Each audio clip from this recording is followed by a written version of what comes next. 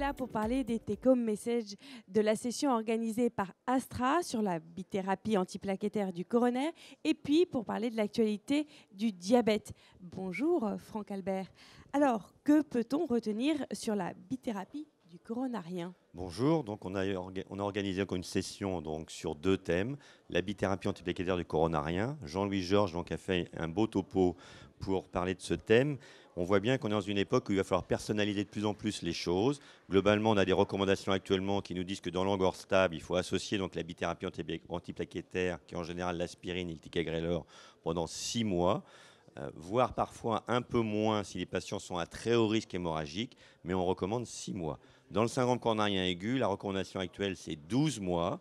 Au bout du 12e mois, on va personnaliser un peu le patient. On va céder de nouveaux scores qui font partie des recommandations, qui sont des scores de DAP ou Precise Score, qui sont des scores qui vont évaluer au mieux le risque ischémique ou le risque hémorragique. Chez des patients qui ont un risque hémorragique très élevé, notamment qui sont déjà sous anticoagulants, on va arrêter la bithérapie pour laisser les patients sous monothérapie antiplaquettaire, en général l'aspirine. En revanche, chez des patients qui ont des risques ischémiques très élevés avec un risque hémorragique faible, on a intérêt à prolonger cette bithérapie antiplaquettaire, parfois jusqu'à 3 ans, notamment dans une population à très haut risque, qui ont par exemple eu des stents dans le tronc commun, qui ont déjà fait des thromboses de stents, qui sont polyartérielles, qui sont diabétiques, un peu la population Pegasus-like, qui montrait qu'il y avait un intérêt à prolonger cette bithérapie, notamment le ticagrelor, associé à l'aspirine, pendant jusqu'au 30e mois, voire 36e mois.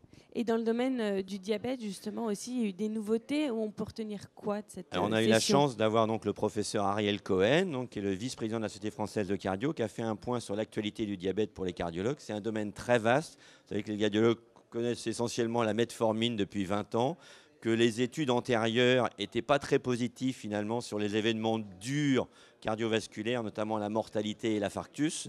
On avait même des études négatives avec une surmortalité de certains antidiabétiques. Et là, depuis 2 ans, on a 2 nouvelles molécules. Les analogues de la GLP-1 qui ont montré un bénéfice donc, dans l'étude leader. Et puis surtout, donc, la grande nouveauté, c'est cette famille des glyphosines, et notamment la dapagliflozine, donc, qui est promue actuellement par le laboratoire Astra, avec l'étude DICLAR qui vient de sortir à l'AHA, qui a été quand même une nouvelle importante, puisque c'est un nouvel antidiabétique, un mécanisme donc, qui va inhiber en fait, les SGLT2 au niveau des transporteurs donc, du sodium et du glucose au niveau du tube rénal. Donc, ce sont des médicaments globalement qui vont faire baisser la glycémie en éliminant le sucre de manière plus importante dans les urines, puisqu'ils empêchent leur réabsorption. Et donc, par ce biais-là, on fait baisser la glycémie. Et donc, cette étude était très bien faite. C'est 17 000 patients de mémoire avec énorme. 2 critères primaires. Il y avait d'abord une étude de sécurité, puisqu'on rappelle que dans les années précédentes, il y avait des antidiabétiques qui créaient une surmortalité. Donc, c'était important de vérifier le côté safety, on va dire, de la molécule sur les événements cardiovasculaires. Et donc, cette molécule a montré dans le critère primaire chez des patients diabétiques, soit en prévention primaire d'ailleurs, soit en prévention secondaire, que la molécule était sûre. Donc déjà, c'est une bonne nouvelle pour les cardiologues. Et puis, il y avait un deuxième critère primaire sur les événements cardiovasculaires et l'insuffisance cardiaque. Et là, on a le bonheur de voir que c'est une étude très positive, avec un critère même de supériorité, avec une baisse importante de l'insuffisance cardiaque pour la première fois d'une molécule qui traite le diabète. Donc c'est vraiment nouveau pour les cardiologues. Le mécanisme est probablement assez complexe, puisque ces molécules, effectivement, éliminent le sel aussi probablement par les urines. Ils augmentent l'hématocrite et donc vont baisser la volémie. Et par ce biais-là, ont probablement un effet hypotenseur, jouant sur la post-charge, ce qui diminue de manière importante, de manière très significative, les réhospitalisations pour insuffisance cardiaque. Donc c'est presque devenu un nouveau traitement de l'insuffisance cardiaque chez les patients diabétiques. David Rosenbaum, bonjour. Vous êtes du point de vue de l'industriel, puisque vous êtes directeur médical d'Astra. Alors, pouvez-vous évoquer les projets futurs, justement, d'Astra ? Alors, merci de votre invitation. Le laboratoire AstraZeneca, en ce qui concerne la cardiologie, a une vue qui est celle vraiment du patient. Alors, ce n'est pas juste un poncif de dire ça, c'est de dire qu'il n'y a pas le métabolisme d'un côté, la cardiologie de l'autre. Il y a un patient qui a en général les deux pathologies. On sait que 40% des insuffisants, enfin 30 à 40% des insuffisants cardiaques sont diabétiques. Il y a le taux de diabète déterminé après un infarctus est assez énorme en USIC.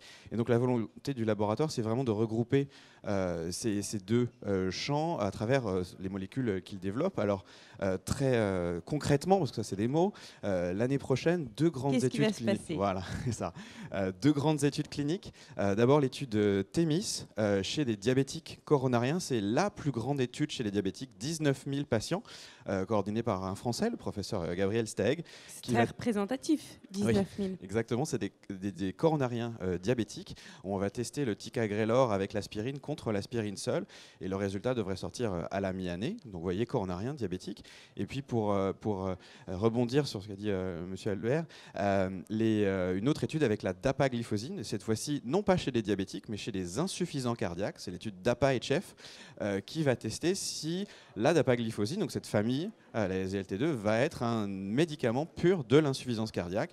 Et donc là, c'est 4000 diabétiques avec une insuffisance cardiaque à fraction d'éjection diminuée. On aura les résultats au courant de l'année. Et puis après, rapidement, c'est aussi des molécules... Non, vous me demandez un petit peu l'avenir. Je vous dis, les années d'après, ça va être la dapagliflozine dans l'insuffisance rénale. D'accord. Okay. Et puis le ticagrelor dans l'AVC. Et ça, on aura les résultats en 2020. D'accord. Bon, ça laisse un peu de temps. Merci à tous les deux. C'est la fin de cette édition.